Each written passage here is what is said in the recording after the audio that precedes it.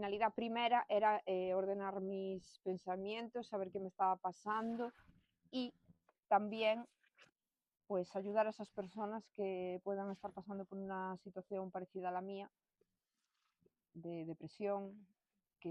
porque bueno, las cosas que yo cuento en los libros les pasan a muchas personas y bueno, hay situaciones de bullying, de relaciones tóxicas, patrones familiares, conflictos familiares, bueno, todo ese tipo de problemas sociales que se siguen dando pues, que las vive la gente a diario y que hay gente que igual pues que no las habla, que no se atreven o que no saben expresarlas y que bueno, yo creo que se pueden sentir identificadas. Yo lo narro en primera persona, sé que vivo en un pueblo pequeño y hay gente que le puede molestar porque evidentemente se van a sentir directamente identificados en el libro.